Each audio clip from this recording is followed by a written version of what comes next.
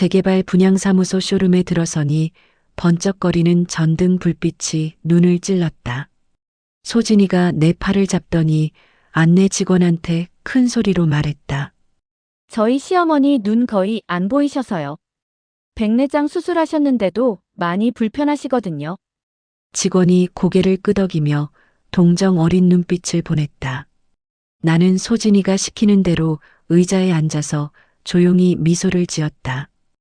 효부의 모습을 연기하는 며느리 옆에서 불쌍한 시어머니 역할을 하는 게 이제는 익숙했다. 분양 상담이 끝나고 손님들이 나간 뒤 소진이의 목소리가 차가워졌다. 어머니, 글씨 안 보이니까 그냥 도장만 찍으세요. 제가 알아서 다 해드릴게요. 계약서를 내 앞에 밀어넣으며 말하는 소진이를 보니 가슴이 답답했다. 나는 계약서 위로 손을 뻗어 글씨를 읽어보려 했다. 분명히 보이는 글자들이었지만 일부러 더듬거리며 손을 떼었다. 소진이는 안도하는 표정을 지었다. 그러게 말씀드렸잖아요. 어머니 혼자서는 힘드시니까요. 집으로 돌아가는 버스 안에서 창문에 비친 내 얼굴을 바라봤다. 주름투성이 얼굴에 탁한 눈동자가 보였다. 정말 아무것도 못하는 늙은이처럼 보였다. 혹시 내가 진짜로 민폐만 끼치는 할머니가 된 건 아닐까? 40년 넘게 새벽마다 빗자루 들고 거리를 쓸며 모은 돈이 지금 어디로 가고 있는지 모르는 척해야 하는 게 이렇게 서러울 줄 몰랐다. 소진이는 내가 정말 아무것도 모른다고 생각하는 것 같다.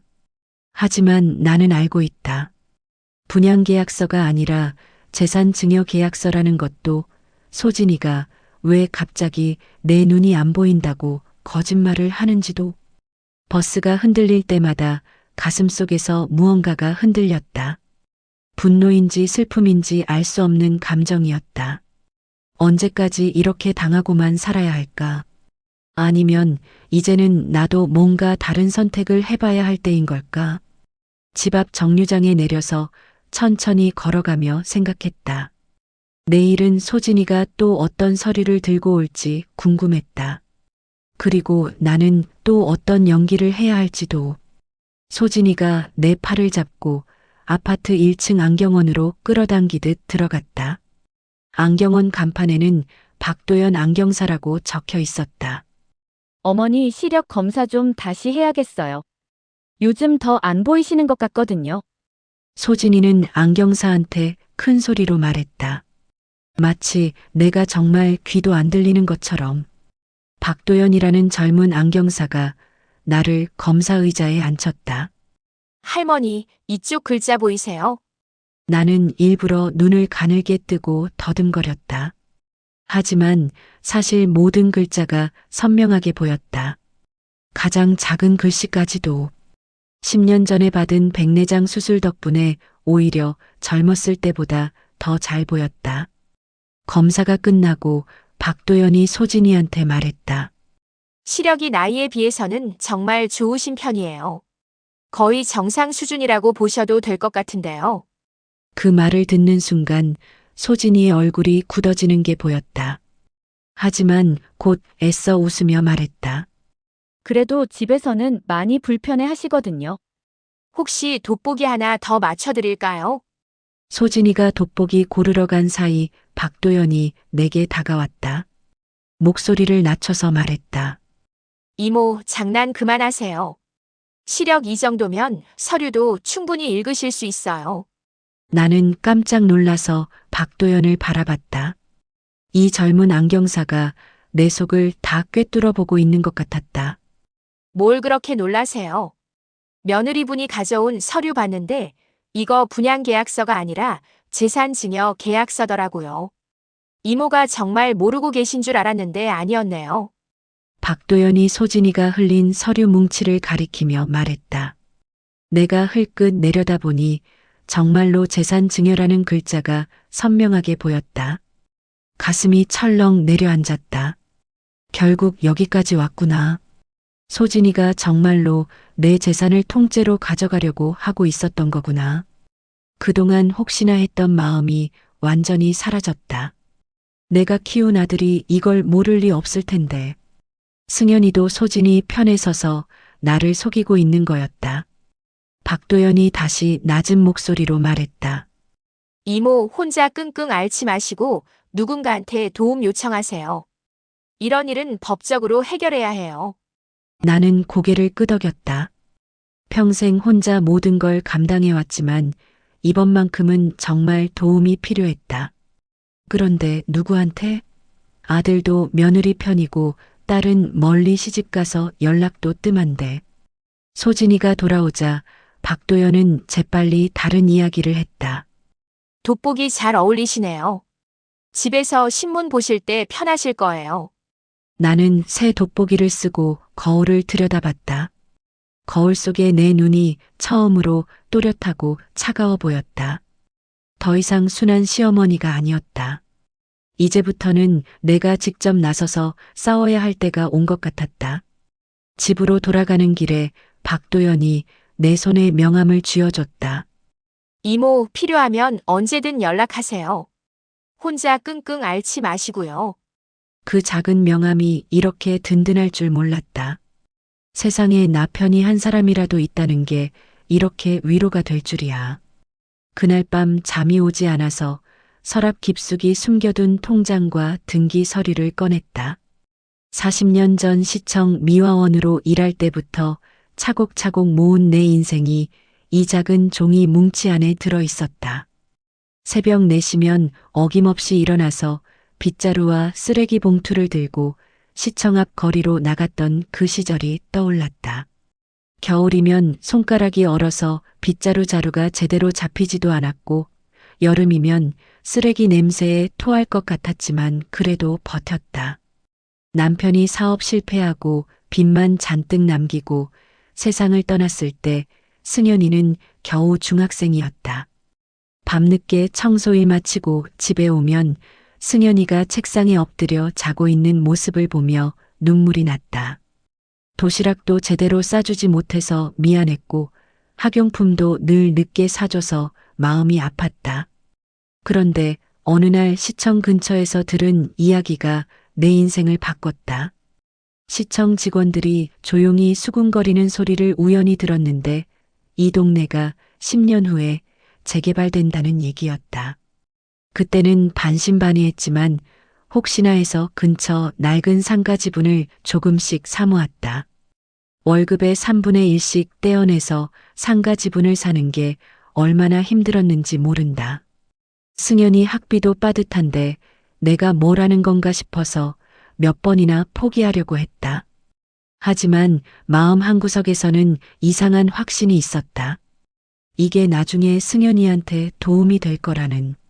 정말로 10년 후에 재개발이 시작됐고 내가 산 상가 지분에서 월세가 들어오기 시작했다. 처음에는 한 달에 10만 원 정도였는데 점점 늘어나서 지금은 한 달에 300만 원씩 들어온다. 20년 넘게 모은 돈이 50억이 넘는다. 하지만 이 돈 이야기를 아무한테도 하지 않았다. 승연이한테도 소진이한테도.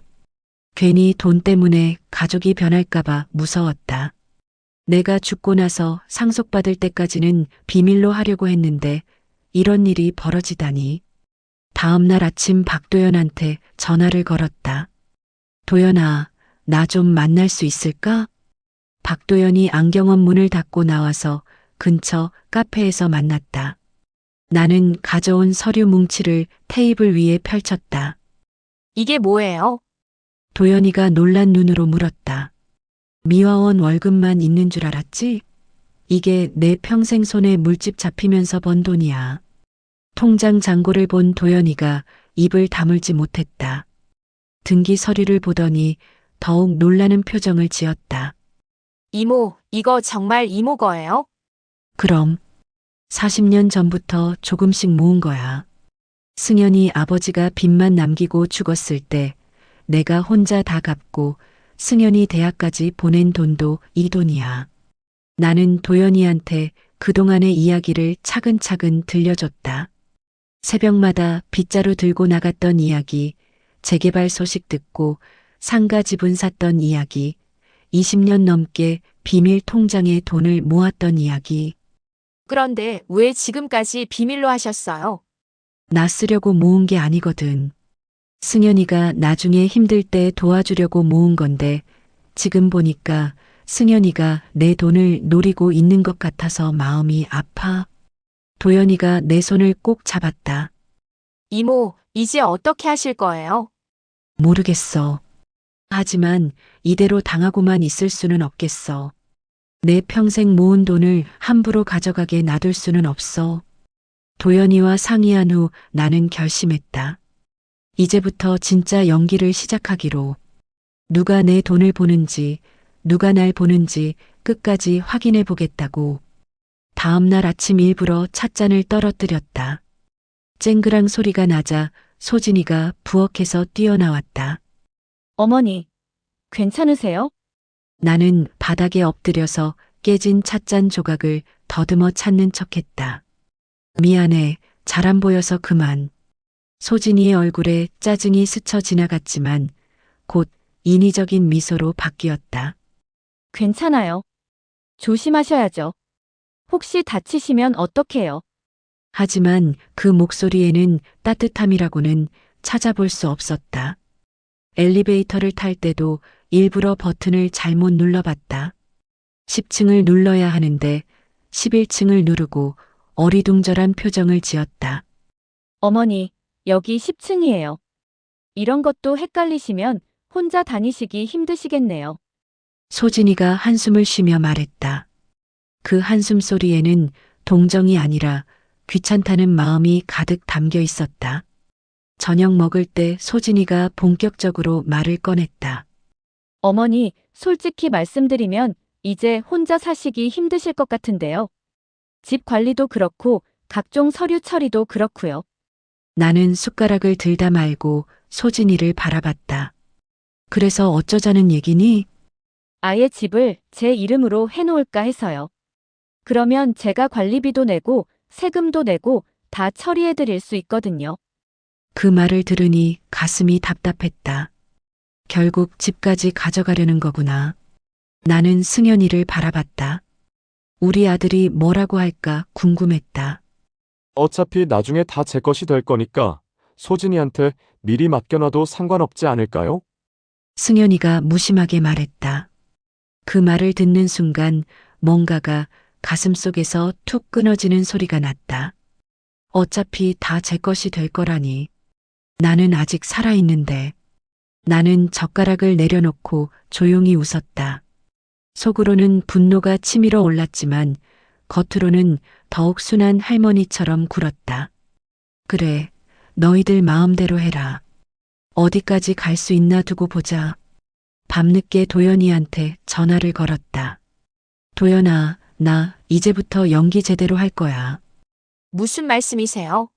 누가 내 돈을 보나, 누가 날 진짜 걱정하나, 끝까지 지켜보고 줄 사람 정할 거야.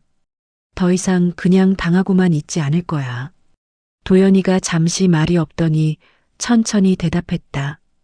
이모, 위험하지 않을까요? 너무 무리하지 마세요. 괜찮아.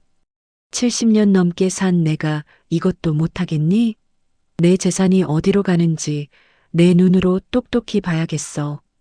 전화를 끊고 거실 소파에 앉아서 생각했다.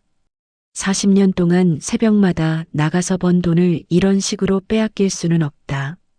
이제부터는 내가 주도권을 잡고 이 게임을 끝까지 해보겠다. 창밖을 보니 어느새 밤이 깊어 있었다. 하지만 내 마음은 오히려 또렷해졌다. 평생 남을 위해서만 살았으니 이제는 나를 위해서라도 당당하게 맞서봐야겠다. 다음 날 도연이와 함께 구청 근처 작은 로펌을 찾아갔다. 간판에는 김정우 변호사 사무실이라고 적혀 있었다. 나이가 50 정도 되어 보이는 변호사가 우리를 맞았다. 어르신, 어떤 일로 오셨나요? 유언장을 작성하고 싶습니다. 변호사가 고개를 끄덕이며 서류를 꺼냈다. 재산 목록부터 정리해 보겠습니다. 부동산이나 예금 등이 있으시면 말씀해 주세요. 나는 가져온 등기 서류와 통장을 차례대로 내밀었다.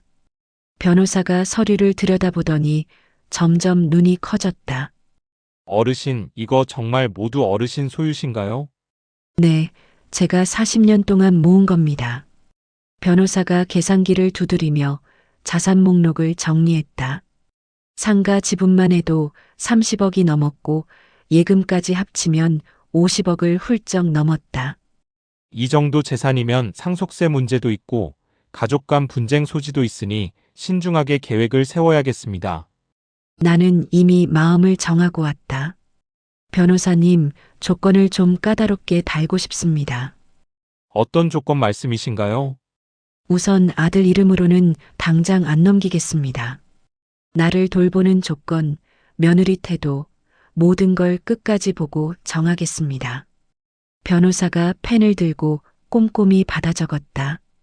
구체적으로 어떤 조건들인지 말씀해 주시면 법적으로 구속력 있게 만들어 드리겠습니다. 나는 천천히 말했다. 첫째, 아들한테는 조건부 신탁으로 하겠습니다. 앞으로 3년 동안 매주 한 번은 나를 찾아와야 하고 나를 사람 취급하는지 볼 겁니다. 그게 지켜지면 일정 지분을 주겠습니다. 둘째, 여기 있는 도연이한테는 10분의 1을 주겠습니다. 내가 위험할 때 가장 먼저 달려온 사람이거든요. 도연이가 깜짝 놀라며 내 손을 잡았다. 이모, 그런 거 안 받아도 돼요. 받아야 해. 내가 있어서 내가 이렇게 용기를 낼 수 있었거든. 변호사가 계속 받아 적으며 물었다. 나머지는 어떻게 하실 건가요? 셋째, 시청에서 같이 일했던 미화원 동료들을 위한 기금을 만들겠습니다. 다들 나이 들어서 힘들 텐데 조금이라도 도움이 됐으면 좋겠어요. 넷째, 어려운 학생들을 위한 장학금도 만들겠습니다. 내가 승연이 키울 때 얼마나 힘들었는지 아니까요. 변호사가 고개를 끄덕였다. 정말 뜻깊은 일이네요. 그런데 며느리분은 어떻게 하실 건가요? 며느리는 당장은 아무것도 못 받습니다. 하지만 앞으로 어떤 며느리로 사는지 보고 나중에 결정하겠습니다. 사람은 바뀔 수 있으니까요. 변호사가 모든 내용을 정리하고 나서 말했다. 이렇게 하시면 법적으로도 문제없고 어르신 뜻대로 진행될 겁니다. 다만 가족들이 나중에 이의를 제기할 수도 있어요. 나는 단호하게 말했다. 그래서 부탁이 있습니다. 기록은 정확히 남겨두세요. 나 죽고 나서 서로 싸우지 말고 내가 정한 대로만 주라고요. 내 평생 모은 돈으로 가족이 원수가 되는 건 보기 싫거든요. 1시간 넘게 걸려서 모든 서류가 완성됐다. 내 서명을 하고 도장을 찍으니 마음이 한결 가벼워졌다. 로펌을 나오면서 도연이가 말했다. 이모, 이제 마음이 좀 편하세요? 그래, 이제 떳떳해졌어.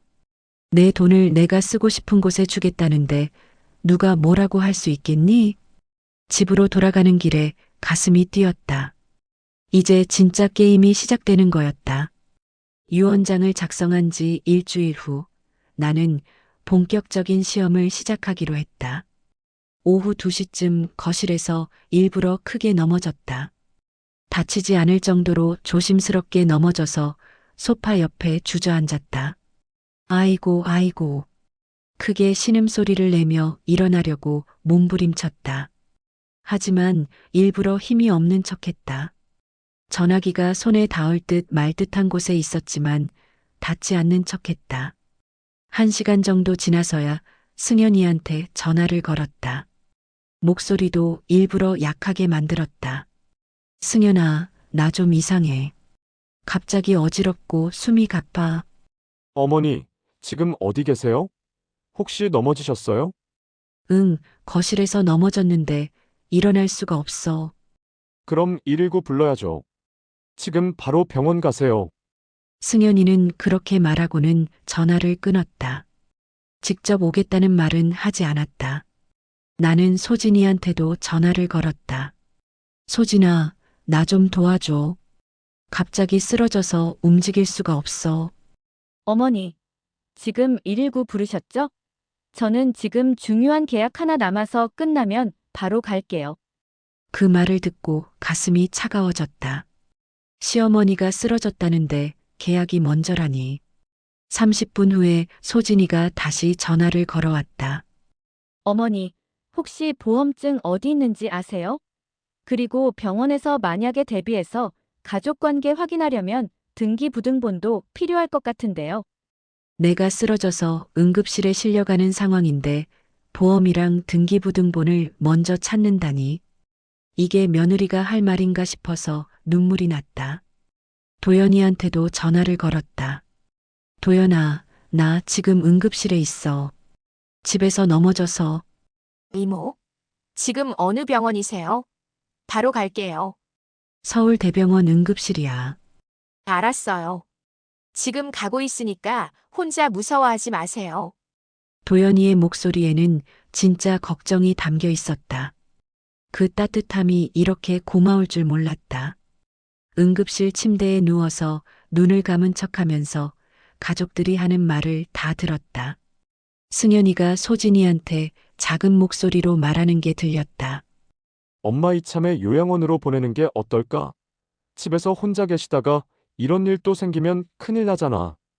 소진이가 대답했다. 맞아요. 요양원 가시는 게 안전할 것 같아요. 그리고 혹시 모르니까 상속 관련 서류들도 미리 정리해놔야 할 것 같아요.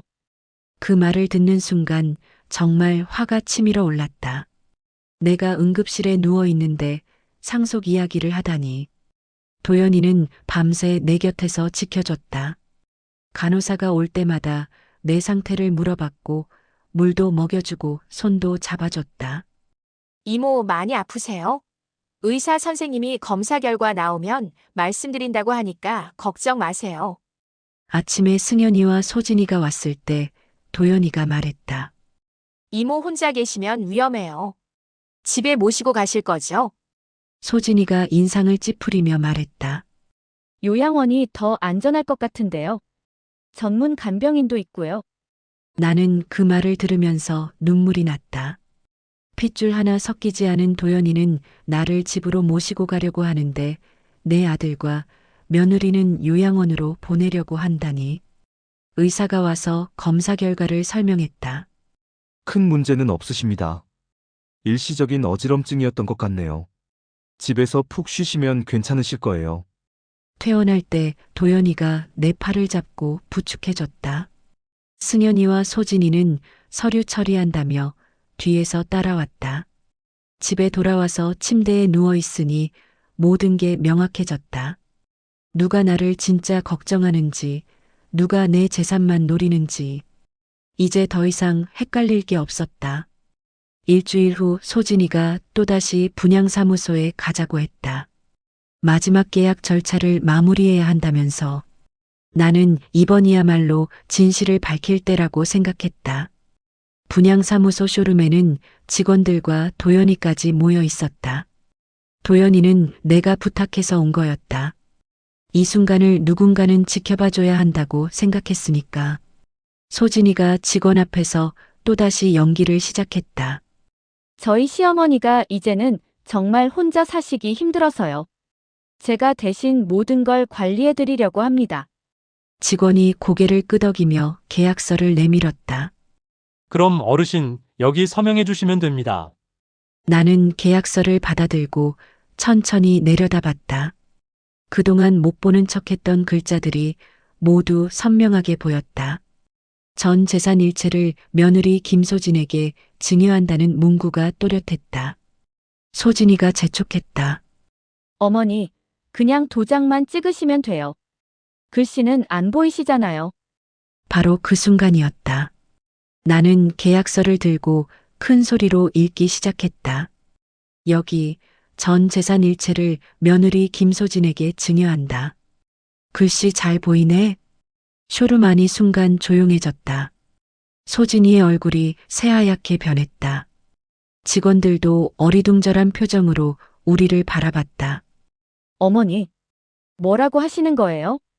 나는 안경을 벗고 소진이를 똑바로 바라봤다. 나 수술 끝난 지 벌써 10년이야. 너희 속마음 보려고 일부러 안 보이는 척했지. 소진이가 당황해서 말을 더듬었다. 그게 무슨 말씀이세요? 도연이가 일어서서 말했다. 안경원에서 시력 검사했을 때부터 다 알고 있었어요. 할머니 시력은 거의 정상이에요. 내가 가져온 서류 뭉치를 테이블에 올려놓았다. 병원 진료 기록도 있고 안경원 검사 기록도 있어. 내가 언제부터 너희를 속였는지 다 나와 있어. 소진이가 떨리는 목소리로 말했다. 어머니, 저는 그냥 어머니 걱정돼서 그런 거였어요. 걱정? 응급실에서 내가 쓰러져 있을 때 너 뭐라고 했는지 기억 안 나니? 나는 핸드폰을 꺼내서 녹음된 파일을 틀었다. 소진이가 보험 얘기하고 등기부등본 얘기하는 소리가 또렷하게 들렸다. 그리고 승연아, 내가 아들을 바라보며 말했다. 너도 그때 뭐라고 했는지 들어봐. 어차피 다 제 것이 될 거니까 소진이한테 맡겨요. 녹음에서 나오는 승연이의 목소리가 쇼룸 안에 울려 퍼졌다. 승연이의 얼굴도 창백해졌다. 엄마, 그때는 그냥요? 그냥 내 엄마가 아직 살아있는데 어차피 다 내 것이라고? 목소리가 떨렸다. 70년 넘게 참아온 서러움이 한꺼번에 터져 나오는 것 같았다. 나는 눈물을 닦으며 계속 말했다. 그날 이 말 듣고도 참았어. 마지막까지 너희를 믿고 싶어서. 혹시 내가 잘못 들었나 싶어서. 소진이가 울먹이며 말했다. 어머니, 저희가 잘못했어요. 용서해 주세요. 용서? 내 평생 모은 돈을 몰래 가져가려고 했으면서 직원들이 어색해하며 자리를 떴다. 이제 우리 가족만 남았다. 도연이가 내 어깨에 손을 올리며 말했다. 이모, 이제 그만하세요. 다 끝났어요. 나는 고개를 끄덕였다. 정말로 모든 게 끝났다. 이제 더 이상 속을 필요도 없고 당할 필요도 없었다. 분양사무소를 나오면서 가슴이 후련했다. 50년 넘게 쌓여있던 응어리가 모두 풀린 기분이었다. 일주일 후 나는 집 거실에 가족들을 모았다. 승연이와 소진이, 도연이까지. 중학생인 손주 민지도 학교에서 돌아와 앉아 있었다. 다들 앉아. 나는 차를 끓여서 내놓고 소파에 앉았다. 모두들 긴장한 표정이었다. 오늘 너희들한테 할 말이 있어서 불렀어. 승연이가 조심스럽게 물었다. 엄마, 무슨 말씀이세요? 상가도 예금도 다 정리해놨어. 이미.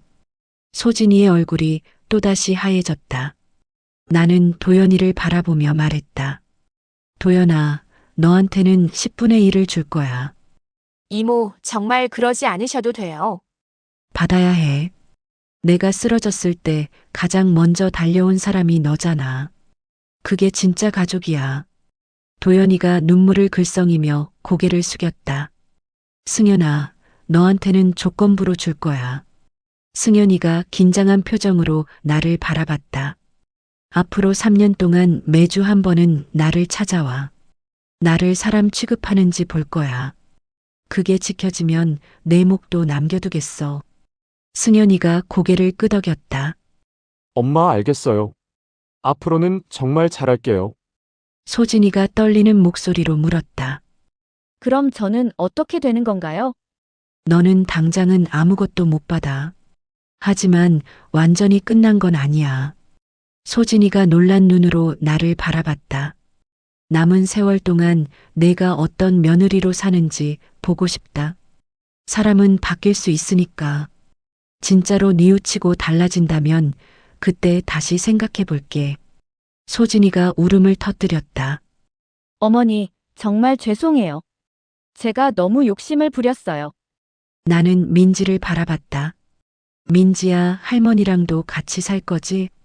민지가 환하게 웃으며 대답했다. 할머니, 나랑도 같이 살 거야? 나는 민지의 머리를 쓰다듬으며 말했다. 이제는 할미도 할미 인생 좀 살아볼 거야. 그래도 내 밥은 해줄게. 그리고 나머지 재산에 대해서도 말했다. 상가에서 나오는 월세 일부는 시청에서 같이 일했던 미화원 할머니들을 위한 기금으로 쓸 거야. 다들 나이 들어서 힘들 테니까. 또 일부는 어려운 학생들 장학금으로 쓸 거고. 내가 승연이 키울 때 얼마나 힘들었는지 아니까. 가족들이 모두 조용히 듣고 있었다. 나는 창밖을 바라보며 마지막 말을 했다. 평생 남만 위해 살았으니 남은 평생은 나를 위해 살아도 되겠지? 그래도 혹시 모르잖아. 진짜 어른이 된 자식들에게 마지막 시험지 끝나고 나서 상을 줄지도. 승연이가 내 손을 잡았다. 엄마, 정말 죄송해요. 앞으로는 달라질게요. 소진이도 무릎을 꿇고 내 앞에 앉았다. 어머니, 저도 정말 반성하고 있어요. 다시 한 번만 기회를 주세요. 나는 두 사람을 바라보며 고개를 끄덕였다. 지켜볼게. 시간이 답해줄 거야. 그날 밤 도연이와 단둘이 앉아서 차를 마셨다. 이모 후회 안 하세요? 후회? 뭘? 내 돈을 내 마음대로 쓴다는 게? 도연이가 웃으며 말했다. 이제 정말 이모답게 사시는 것 같아요. 그래. 이제부터는 내가 하고 싶은 일 하면서 살 거야. 여행도 가고 싶고 친구들도 만나고 싶어. 창밖으로 보이는 밤하늘에 별이 반짝이고 있었다. 70년 넘게 살면서 이렇게 마음이 자유로운 건 처음이었다. 내 인생의 주인은 나다. 이제야 그걸 깨달았다.